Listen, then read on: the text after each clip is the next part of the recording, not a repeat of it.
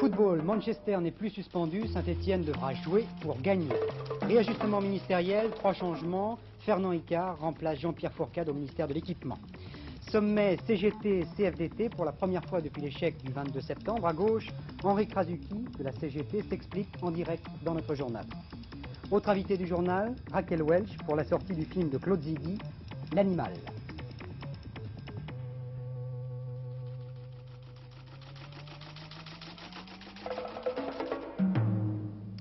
Mesdames, Messieurs, bonsoir. C'est vraiment une nouvelle étonnante qui nous est venue de Berne en début d'après-midi. L'Union européenne de football est complètement revenue sur sa décision de lundi dernier.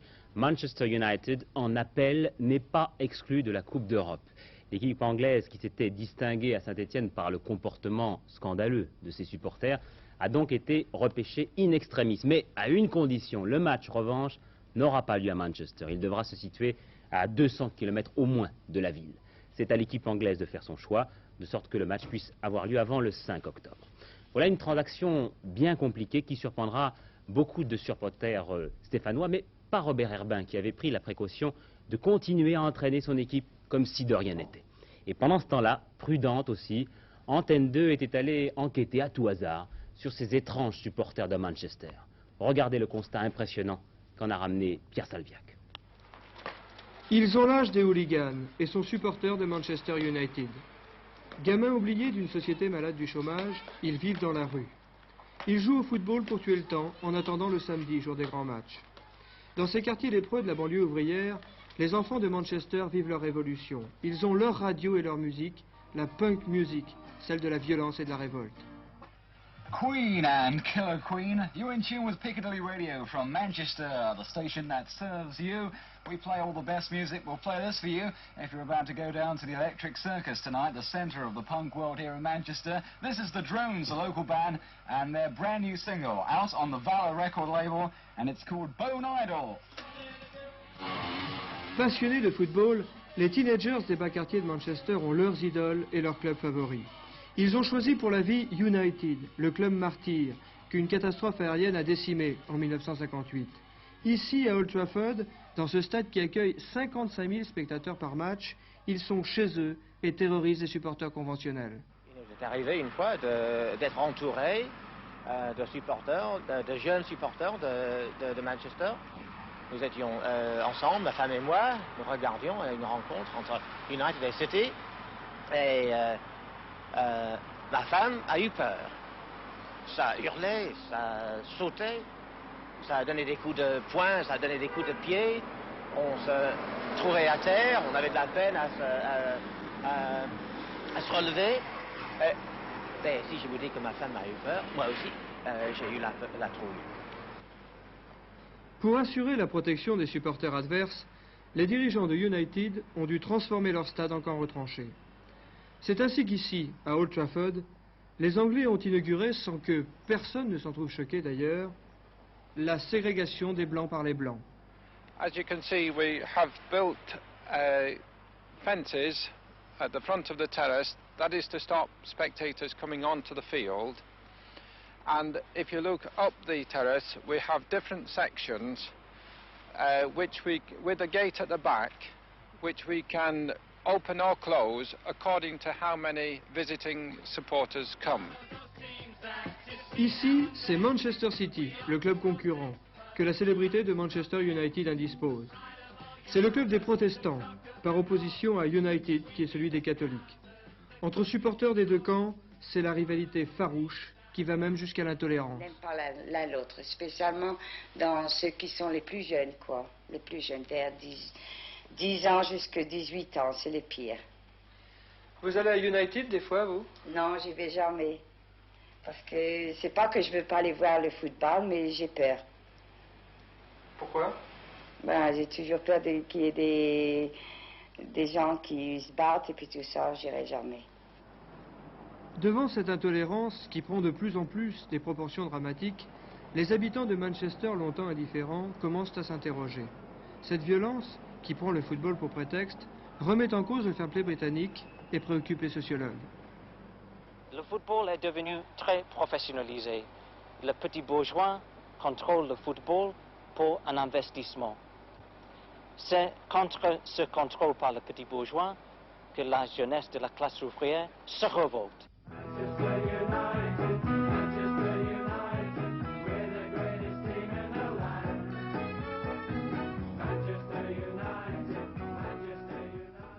Je vous rappelle qu'Antenne 2 retransmet en direct après-demain l'autre match de Coupe d'Europe Nantes-Prague. Et puis pour en finir avec le sport, sachez qu'en tennis, l'Argentin Vilas s'est facilement défait du Français Christophe Roger-Vasselin en finale de la Coupe Poré en 3-7, malgré la raquette miracle du Français.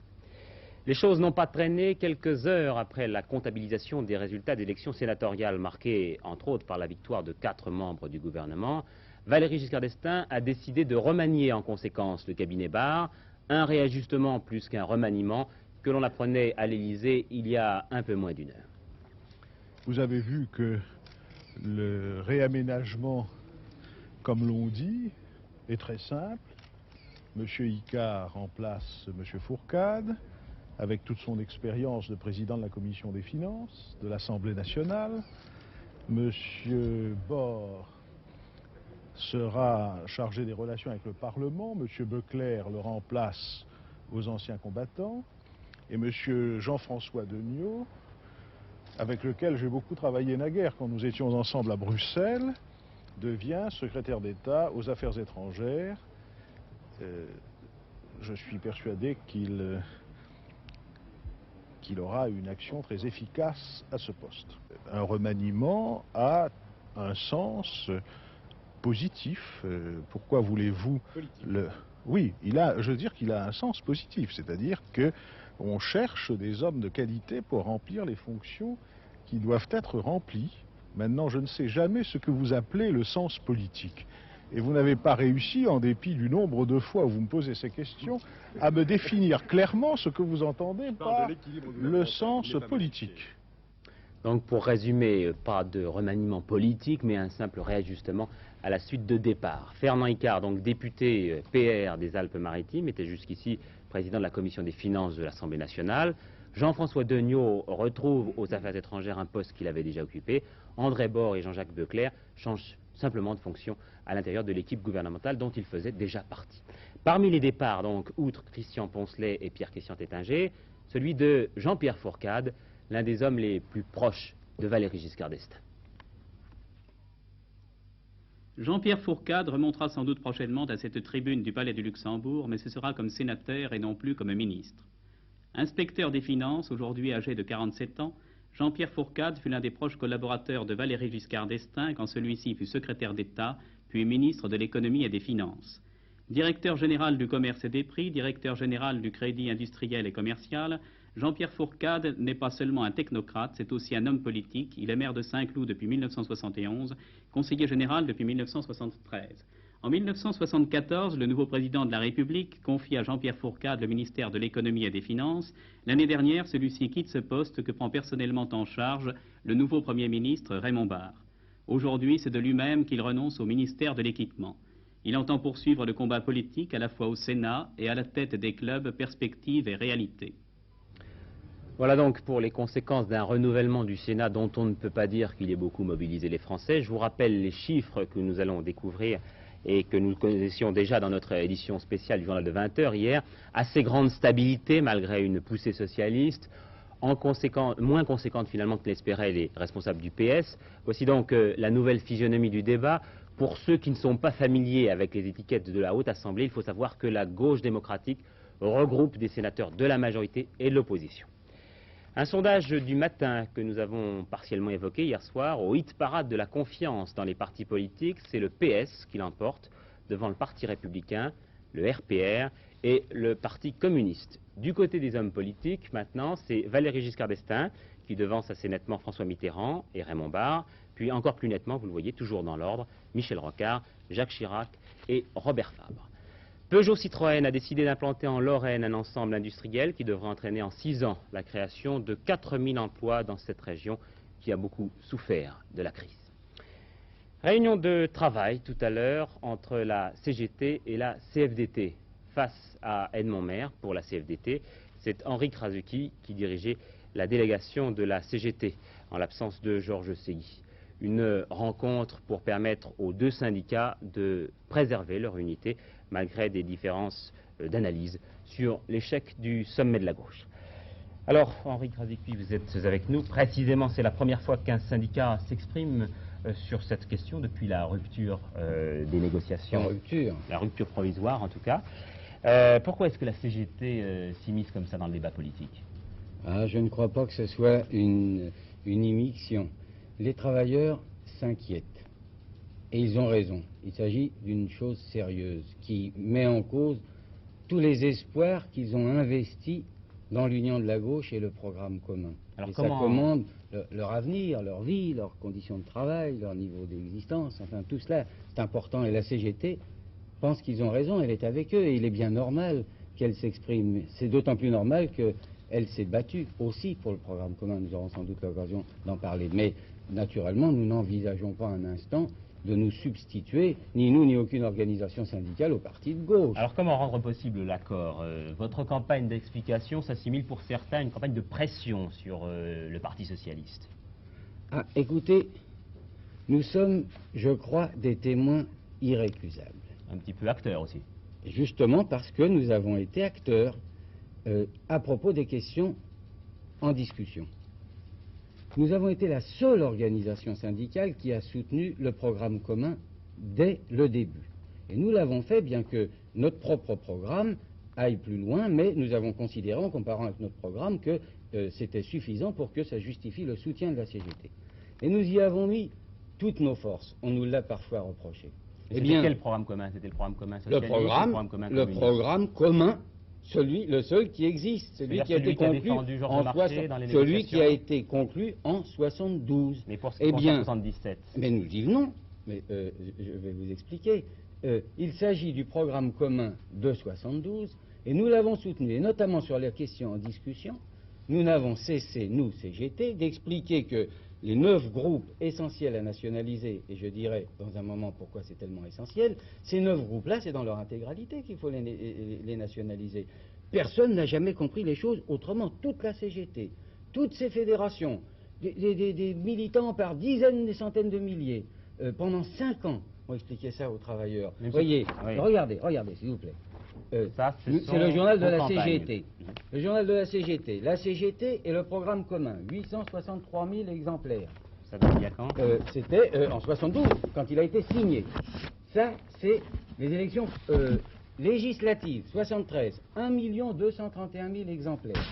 Les élections présidentielles pour soutenir la candidature unique de la gauche, celle de François Mitterrand. 825 000 exemplaires. Qu'est-ce que nous disons dans ces journaux, sans parler de ce que je pourrais vous montrer ici? Enfin, qu'est-ce que nous disons dans ces journaux? Voilà le programme commun, voilà ce qui va changer dans votre vie. Et pour ce qui est des nationalisations, il faut s'en donner les moyens. Et les groupes qui doivent être nationalisés, ils le sont dans leur intégralité. Eh bien, personne, mais permettez, personne ne nous a jamais dit, mais non, vous faites erreur. Tout le monde à gauche, et je dis tout le monde parce qu'il s'agit d'un programme commun et nous soutenons notre point de vue à nous ne soutenons pas le point de vue de qui que ce soit d'autre. À nous, syndicats, nous disons, voilà ce que nous avons dit. Eh bien, je veux pouvoir, je dis je parce que je m'excuse, je suis directeur de journal, mais c'est en même temps l'activité de la CGT. Avec mes camarades, nous voulons pouvoir redire ce que nous n'avons cessé d'imprimer pendant 5 ans. C'est tout. Et nous le disons tranquillement. Ce qui semble faire peur aux socialistes dans cette affaire de nationalisation, c'est peut-être moins le problème des filiales, etc., que le risque de mainmise du PC sur les entreprises via la CGT. Oh, écoutez, non, je suis bien tranquille que le Parti socialiste n'a pas de telles pensées. D'abord parce que la CGT est une organisation syndicale où il y a des militants socialistes, il y a des militants communistes, il y a des militants de différentes appartenances politiques, des militants d'Action catholique ouvrière, jusque dans sa direction. Par conséquent, non, je ne soupçonne pas le Parti socialiste d'avoir une telle idée de la CGT. Le problème concret, ce dont il s'agit, est à notre avis, mais nous voulons aider à le résoudre tranquillement. Nous ne voulons pas, nous, ajouter au débat, à la discussion. Nous venons avec des faits. C'est pourquoi je disais nous sommes des témoins irrécusables. Parce que nous voulons aider à la solution. C'est important. Et nous le faisons à partir du programme tel qu'il est, tel que nous l'avons soutenu. C'est tout simple. Nous ne changeons pas. votre campagne d'explication, donc, que certains appellent une campagne de pression, pour beaucoup de Français, c'est ce qui se passerait si François Mitterrand était à l'hôtel Matignon actuellement. Une sorte de forcing incessant pour obtenir des concessions. Pourquoi? Mais non, c'est une question réglée. Et si elle n'est pas remise en cause, ça ne nous pose pas de problème. Seulement, nous ne pouvons pas dire à nos fédérations, à nos organisations, à la CGT, revoyons tout ce que nous avons fait pendant 5 ans. Mais cela dit, est-ce que nous avons fait de la surenchère? Quand nous avons soutenu le programme commun, nous avons dit ce qu'il disait. En disant que nous, CGT, nous pensons qu'il faut autre chose, mais ça se discute. Aujourd'hui, tout bien réfléchi, est-ce que votre socialisme et celui de M. Mitterrand, c'est la même chose? Je ne sais pas, on n'a même pas discuté, c'est pas ça qui est à l'ordre du jour. Ce qui est à l'ordre du jour, c'est trouver les moyens d'apporter à la classe ouvrière et à notre peuple un changement réel. Et c'est justement le fond du problème. Il s'agit bien des moyens. Si nous y attachons autant d'importance, et si nous espérons, et comment, qu'un accord parviendra à se faire, et ça c'est la responsabilité des formations politiques, nous apportons un soutien d'organisation syndicale, mais à partir de certaines bases. Mais si c'est aussi important, c'est parce que nous disons aux travailleurs, il faut, pour que le changement soit réel, avoir véritablement les moyens de ce changement. Les nationalisations, nous ne sommes pas des fanatiques, vous savez, ni d'aucune solution. Il faut le nécessaire pour faire une autre politique économique et sociale. C'est vous qui dirigez la délégation de la CGT, pourquoi pas Georges Ségui aujourd'hui? Ah ben parce qu'il était en délégation syndicale à l'étranger et il est rentré dans la journée d'aujourd'hui, dans l'après-midi d'aujourd'hui. Et demain, une rencontre syndicale internationale et demain, il va avoir l'occasion de s'exprimer d'ailleurs aujourd'hui. Mais nous avons vu la CFDT précisément, vous m'en parlez à l'instant. Bien, je vous remercie pour ces précisions. Voilà. Puisque vous m'avez parlé de la CFDT... Très brièvement, monsieur le Président, nous sommes en retard. Mais nous avons eu une rencontre, unitaire, c'est intéressant, naturellement. Pas de faille, l'un soutient plutôt le PS et l'autre plutôt le PC. Non, ce n'est pas. Nous ne concevons pas les choses de cette manière. En tout cas, nous ne voulons pas qu'il y ait des clivages syndicaux qui soient calqués sur les clivages politiques. Nous cherchons ensemble le meilleur moyen d'aider à faire avancer les choses dans une voie positive, chacun à sa façon, avec les différences qui existent entre nous. Mais nous ne perdons pas de vue un instant nos responsabilités dans la défense des revendications chaque jour et dans l'action pour les salaires, pour l'emploi, et les actions nécessaires dont nous avons parlé seront menées, et dans l'unité, évidemment, les travailleurs doivent le savoir et y participer. Je vous remercie. Voilà pour les affaires françaises. À l'étranger, d'abord, bien sûr, la situation au Proche-Orient. Pour Israël, il y a eu cessez-le-feu ce matin au sud-Liban. Cessez-le-feu démenti par les Palestiniens. Cela dit, tous les regards se tournent maintenant vers Washington. Moshe Dayan doit rencontrer son collègue américain, Cyrus Vance, ce soir. Israël a accepté le principe d'une délégation arabe unique à l'ouverture de la conférence de Genève, mais refuse toujours toute négociation directe avec l'OLP. Nous aurons l'occasion d'en reparler. Une guerre ignorée, une guerre pourtant des plus sanglantes, une double guerre même, devrais-je dire, celle que les autorités éthiopiennes mènent tout à la fois dans l'Ogaden et en Érythrée, dans le nord et dans le sud du pays. Une guerre qui se rappelle parfois à nous par des images aussi étonnantes que celles que vous allez voir maintenant.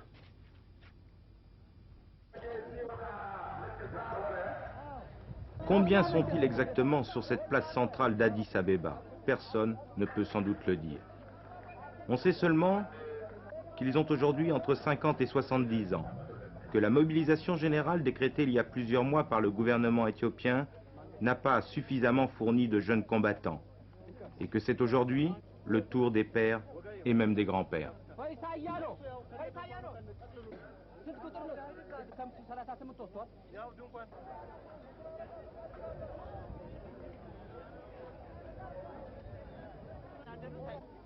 Image presque habituelle de celle d'une guerre, mais pourtant dramatique, parce que c'est toujours la même guerre, ici, en Afrique, comme ailleurs. Celle des femmes qui s'accrochent, celle des hommes qui jouent déjà aux héros, sans se demander s'ils ne sont pas les derniers combattants d'une guerre à laquelle personne ne croit plus, d'une guerre déjà perdue.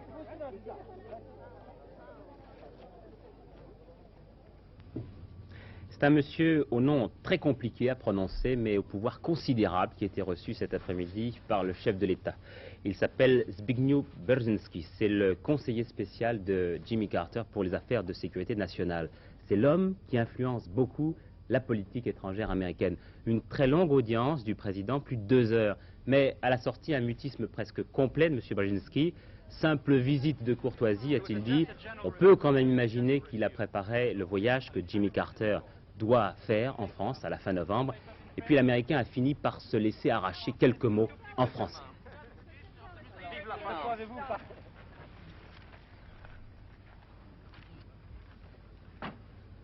Vive la France. Bon anniversaire, sa sainteté, voilà ce qu'ont dû se dire aujourd'hui des millions de catholiques de par le monde. Paul VI avait 80 ans aujourd'hui, une journée comme les autres pour lui, un lever à 6 h du matin, après 4 heures de sommeil seulement. Pas de démission, comme l'annonçaient certains devins, mais tout de même, chez le pape, un souci constant de préparer sa succession. Et dans l'enquête réalisée par Jean-Claude Darigo, vous pourrez pour la première fois entendre l'un de ceux que l'on présente comme son successeur. Jean-Baptiste Montigny, pape de l'Église catholique depuis le 21 juin 1963 sous le nom de Paul VI, fête donc ses 80 ans.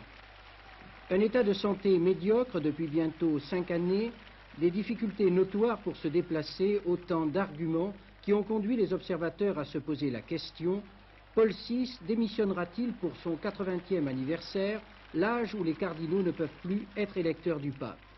La réponse, Paul VI l'a donnée récemment par sa présence active au congrès eucharistique de Pescara. Pour le moment, il continue sa tâche. E del Figlio e dello Spirito Santo. Amen. Jean-Baptiste Montigny est né à Concesio près de Brescia le 26 septembre 1897 dans une famille de la petite bourgeoisie du nord de l'Italie. Très jeune, il devient prêtre et peu après, on le retrouve étudiant à l'Académie des Nobles, l'école diplomatique du Vatican. Remarqué par le pape Pie XII, il devient son collaborateur et restera son bras droit jusqu'à sa nomination comme archevêque de Milan.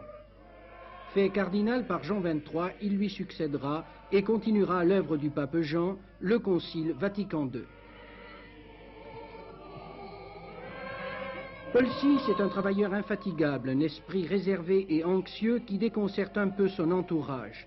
Le cardinal Benelli, qui vécut à ses côtés pendant 30 ans et que l'on présente partout comme son successeur possible, nous dit qui est le vrai Paul VI.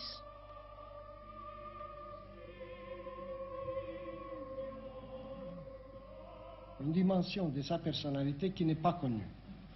C'est son humanité et sa délicatesse d'esprit.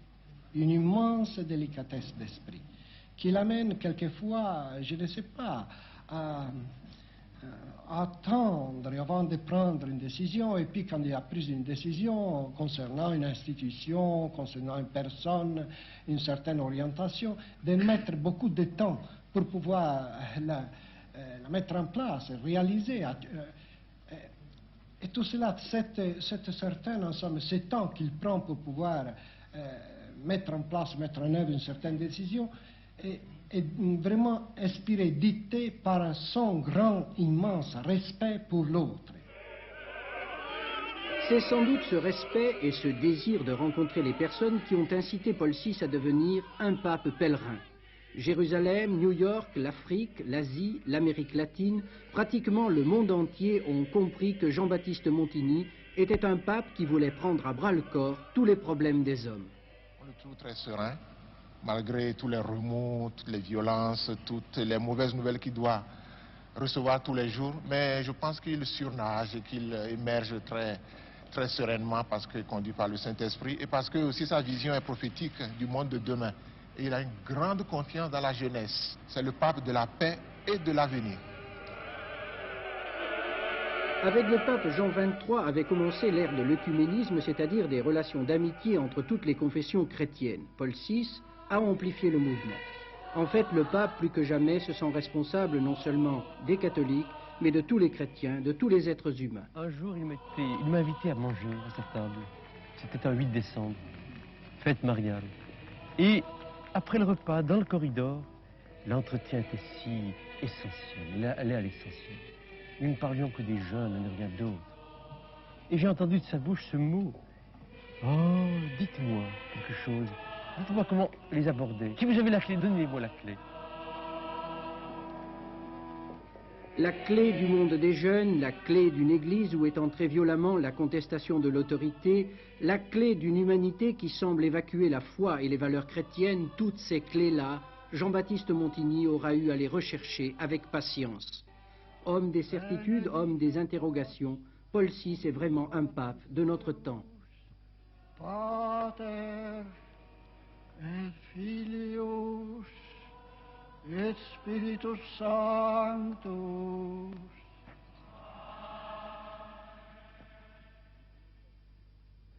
Un évêque giflé par ses paroissiens sur le parvis d'une église à la sortie de la messe dominicale, ça se passait à Strasbourg et nous vous avons parlé de cela hier soir à 20h. En voici les premières images.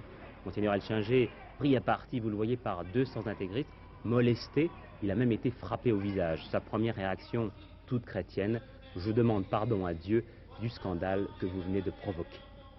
Nous avions promis Raquel Welch sur ce plateau, elle est là, et beaucoup de journalistes sont descendus de la rédaction pour la voir, ce qui prouve notre passion pour le cinéma. Parmi eux, Jean-François Kahn, qui aime tellement les femmes qu'il s'est indigné de ce qu'il a appris en lisant dans les journaux.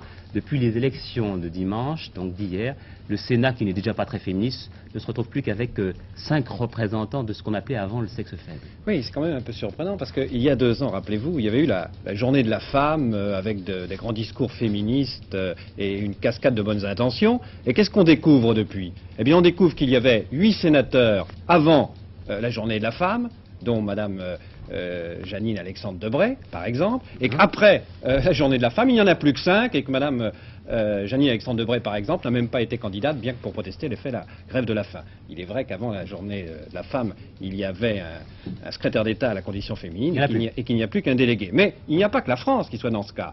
Avant la journée internationale de la femme, il y avait 3 femmes chefs d'État. Après la journée internationale de la femme, il n'y en a plus du tout. Avant l'année internationale de la femme, il y avait une femme qui jouait un rôle très important au bureau politique du Parti communiste soviétique. Après l'année de la femme, il n'y en a plus. En Amérique, il y avait une femme très importante dont on disait qu'elle allait jouer un rôle national. Elle vient de se faire écraser aux élections à New York et on ne lui prête plus aucun rôle. Alors, vraiment, on est en droit de s'étonner. Heureusement qu'il y a des exceptions et que, par exemple, une actrice comme Raquel Welch était une grande actrice avant la journée internationale de la femme et elle est une grande actrice encore après l'année internationale de la femme. C'est un problème ici? Oui, c'est un problème. Ici et partout dans le monde. Il n'y a pas de temps pour les deux, oui? Si, vous pouvez parler. Je vais. Non, restez un petit peu. Oui, Raquel Welch, vous nous avez fait le plaisir de venir dans ce studio. On vous voit très peu en France. Et il est vrai que vous êtes venu à Paris assister à la sortie du film que vous avez tourné avec Jean-Paul Belmondo. Oui. Et dont vous allez peut-être voir quelques extraits derrière moi, je l'espère. Raquel Welch, vous y jouez le rôle d'une cascadeuse. Oui. C'est un film de Claude Zidi qui s'appelle L'Animal. C'est la première fois que vous tourniez en France. Racontez-moi votre première journée de tournage. Oh, c'est très difficile pour moi, c'est terrifiant. C'était très terrifiant parce que je fais le tournage à un moment avec beaucoup de touristes japonais, beaucoup de caméras, et je craque. Et après ça, je suis Raquel Welch pendant le tournage. Raquel Welch. Raquel Welch, pourquoi? Parce que vous tombiez tout le temps. Oui. Il faut dire que votre rôle, c'est de faire des cascades, stunts. Qu'est-ce que vous faisiez exactement? Est-ce que c'était très difficile physiquement? Oui, difficile, mais j'ai une femme de fait beaucoup de cascades pour moi. Vous aviez vous-même une cascadeuse pour vous doubler, c'est ça? Oui, mais j'ai fait un petit peu de cascade, mais Jean-Paul fait tout. C'était quoi la cascade la plus dure? Peut-être la cascade quand Jean-Paul essaie de me violer dans l'air avec un parachute. À cause du parachute? C'est très difficile. Raquel Welch. Vous savez ce que je veux dire? Excusez-moi de vous poser cette question, mais tout le monde vous la pose. Vous êtes devenu en France et un peu partout dans le monde, je le sais, ce qu'on appelle un sex symbole. Sex symbole. Oui, vous n'aimez pas cette étiquette qu'on vous a mis sur le dos. Vous êtes le symbole du sexe, de la femme la plus belle du monde. Merci, et quoi? Et c'est tout. Ça vous embête d'avoir cette étiquette tout le temps? Quoi? Excusez-moi, mais... Vous avez cet habit de sexe symbole. Oui, je crois. Mais... Ça vous pose pas de problème? C'est une question. C'était une question, oui. What's the question? Oh, c'est un problème. Oui. Ah. Ça n'a pas l'air. Pas vraiment. Quelquefois. Peut-être pour lui. Non. Pas lui. Voilà, ce journal se termine en beauté, si j'ose dire. Juste le temps de vous donner les prévisions de la météo, des prévisions très encourageantes. Il fera beau sur l'ensemble du pays. Les températures seront en hausse. Pour demain, un point, c'est tout. Voilà, prochain rendez-vous avec l'information 23h20. Gérard Rolls. Je vous souhaite à tous une très bonne soirée. À demain.